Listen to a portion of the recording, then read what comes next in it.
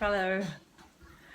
It's Harmony Day today, so I'm making dumplings at home today to take up to school so my children can share a bit of their Chinese culture with their classmates. So I'm making dumplings today for grade 5, and again I'm making them tomorrow for the preps.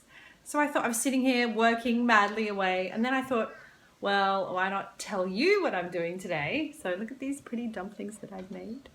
So if you want to make them yourself in Australia, I thought I'd give you some little tips. So I'll just close the door, hang a tick.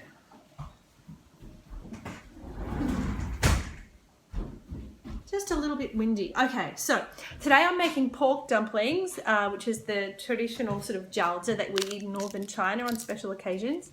And if you don't want to make the dumpling skin yourself, which is just flour and water, it's really easy, flour and water mixed together, knead it, roll it out and make little jiaozi shapes like this.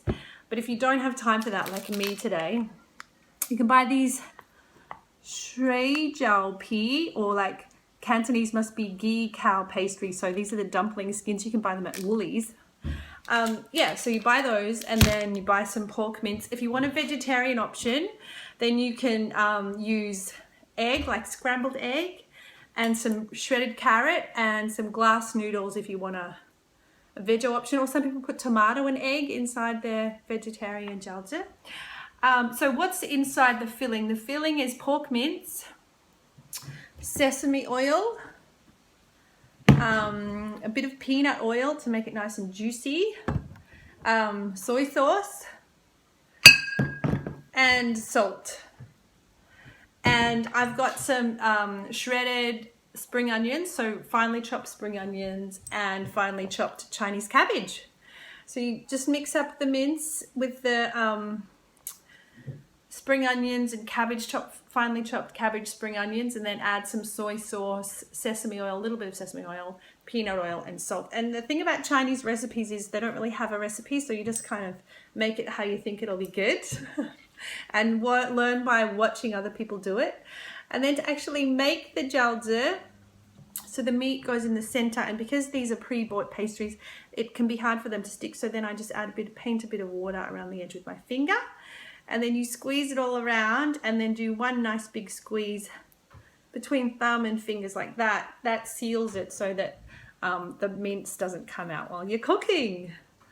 And then when you cook it, you can, so boil the water, and then I usually put maybe 15 into a medium pot at a time into the boiling water. And you give them a gentle stir with the back side of a spoon around the bottom of the pot so they don't stick to the bottom of the pot. And then once you've stirred around in the pot, then you wait for it to come back to the boil, and then you add a little bit of water to take it off the boil and wait for it to come to the boil.